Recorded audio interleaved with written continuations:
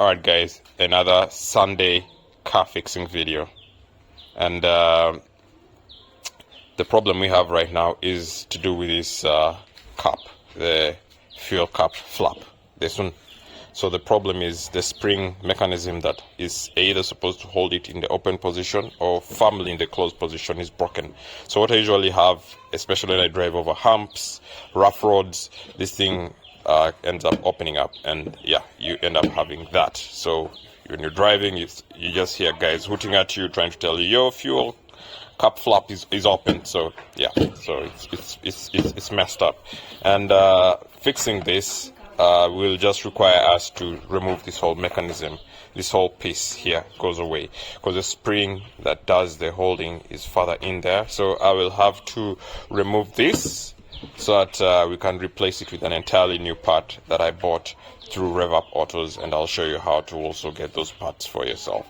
Outside that, so the process is going to be me removing this, and the few steps that I have to take into consideration. One, we have a set of tabs that hold this whole thing in place, and the clips actually, or the tabs are rather, behind these circular points that you see here. So we'll have to drill them out, but before we remove that, we have to make sure that we protect the mechanism that latches or closes off this fuel cover when you turn on the central lock. Just to give you an example, I'm going to pull out my car key and lock the car. There's the key. You go ahead and lock it.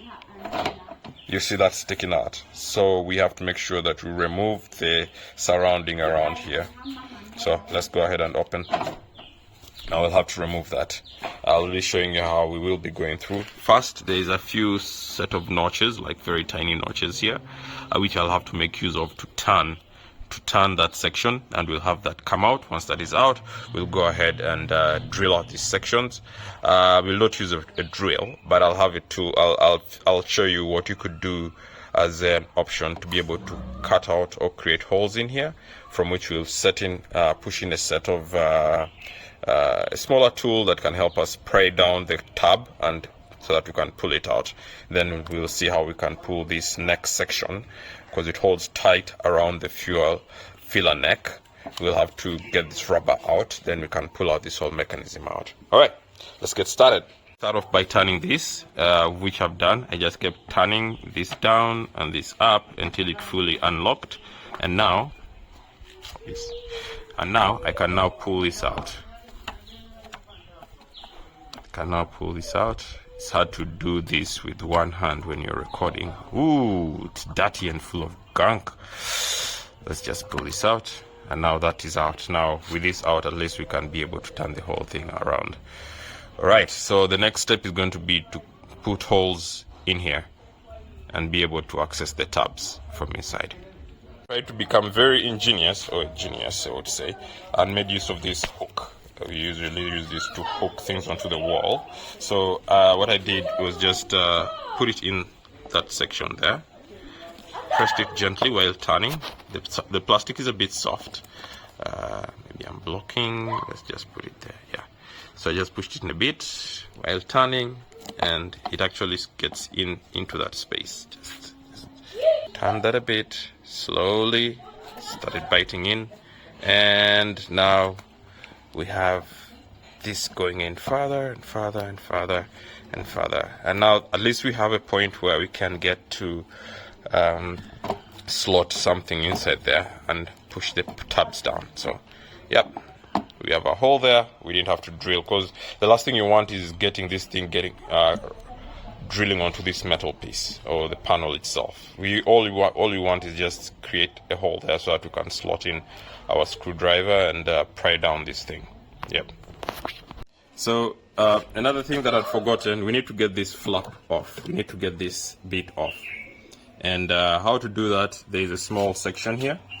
I just pry it down a little bit, just slightly, then I'll pull this forward, and that's it. That is off. So at least that makes it easier for us to walk with the car. So when I close that, we have enough working space around. All right. So now we have this off, and we have a replacement part right over there. This is a new part that, like I mentioned earlier, We bought this at Rev Up Autos, and I'll show you how to order for one. Rev Up Autos enables you to purchase items that you do not have here, especially spare parts, and you'll get them from like Europe, the US, name it. Alright, so let me just show you one thing about this. So the whole idea is to get behind and access these tabs. If you could look at this. These are the tabs that are always behind the holes that we drilled out. So they clip and hold the thing in place. So what we're going to do is, through the holes that we've drilled, we're going to pry and push this tab further down so that it unlocks from the body of the car. Of course, we have 4 of them, but we're going to just use the ones at the top and try to bend it down and forward and get it out. So we drilled out these ones specifically. So let's go ahead and do that. So this is the spring that actually prevents the thing from flopping back and forth, and I think that is what is broken on this one. We'll see it when we get it out. Alright, so let's get started. So guys, what I've done is slotting 2 screwdrivers in here, Phillips. I'm trying to get hold of those tabs that I talked about before, and I try to press down and see if I can pull this out. So it's not gonna be easy, but maybe I could start off with one. Just flip this slightly. You know, we don't care about this older one because it's anyway old, so even if we broke it, it's okay. We have a replacement part. Just want to be able to access and see the tab. Once I get it, I can pull it out. So I found a challenge. Trying to get this thing out is a bit difficult because it's also wrapped around this neck here. So what I'm going to do, I'm just going to use this and cut out this thing around it so that I can pull it out easily. Otherwise, this is already destroyed and I don't need it anymore. So I can go ahead and just cut this section around. I'll just slide this into the boot and cut it over. So I'll go ahead and do that, tear it off and pull it out. Twisting and turning and pulling and prying, I even ended up damaging the paint a little here and there.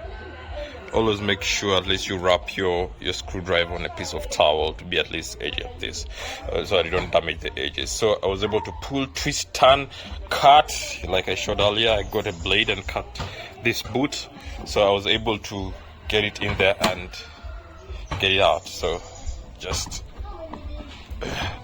twist it a little. There you go. Out you go. There, finally. So you can see, interesting. The spring mechanism is, the spring is there, but I think it's broken on the inside against the hinge where it gets to swing. So it's not able to act properly.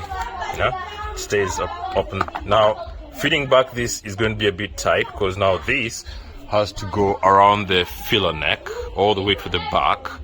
The car is quite dusty in here. I'm going to try and wipe this down with a piece of towel. First get like a few pieces of paper towel and wipe away as much dust as I can before I can put in the new boot. Make sure you don't hurt this or you damage this in the process. Now I think the next will be to fit in our new, this is our new part, exactly same part, but the good thing is that now this sticks when it needs to. There you go. This should work fine. So I'll remove this bit of dirt that is on it and slide it back in.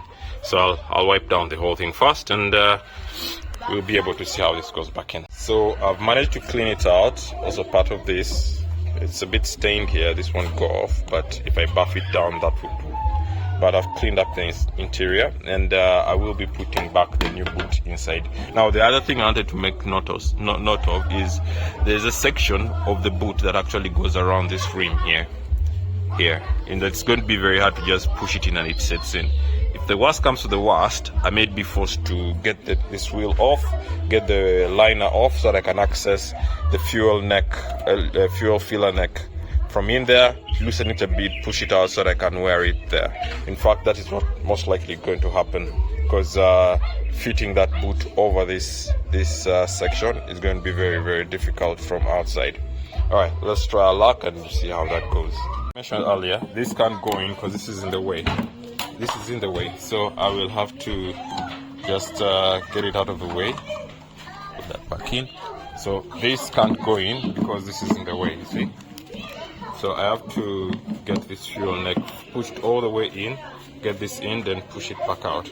Alright, so let's get started by getting off that tire off and removing the arch liner. Then we'll have access to the fuel neck filler off, and the next thing will be to get the arch liner off. I have an 11mm, and I'm going to use it, 10mm rather, and I'm going to use it to remove these plastic fasteners that we have in here, so that I can get the liner out of the way. Then I'll be able to access. One of them is here, one of the screws that holds the fuel neck, filler neck. Another one is under the liner there. So once I pull it down, I'll have access to even pull the boot from underneath and make sure that it fits in well. All right, let's first get this off, then we see what next. The wheel arch liner off. I'd like to show you there's this one point here under.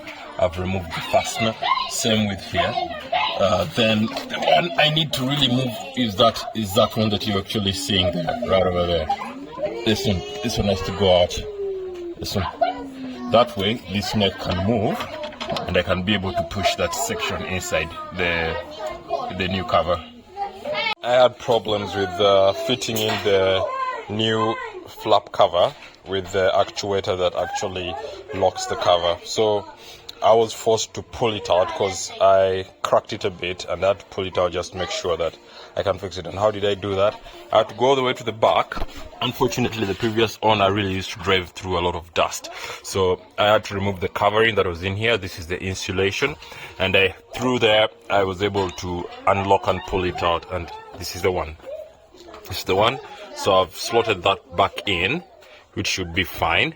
Now what I'm going to do now is first put back the cover inside, then I'll slot this back in after. Yeah.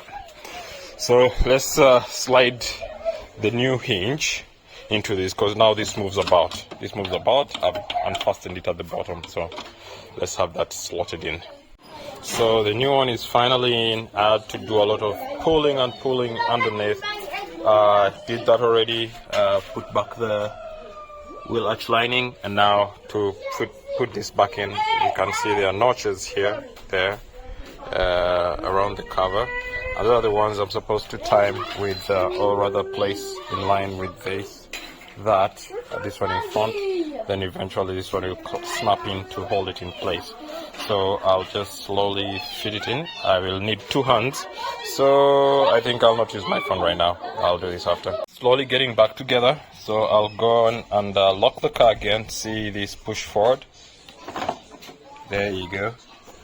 And I can unlock, and there it goes. So I'm going to put the boot that goes here as well. Then I can go ahead and tie down everything. Otherwise, this closes very well. It holds in place. And there you go. It will actually stay in place. So I'm not worried about it opening up while I'm driving. Yeah. So yeah, I've managed to put everything back on. The inside bits already put back in and fixed properly. And now we have our cover going in, and it holds its place. And when you close it, it sits flush. And I don't think this is gonna fall off or open up when driving. And just to prove that everything is working, even the latch, I'll go ahead and lock the car, and it's in place, held in place, and everything seems fine. Everything is sorted and properly wiped down, sitting flush against the body, and that is how you get to fix or replace the fuel cap flap hinges. Cheers.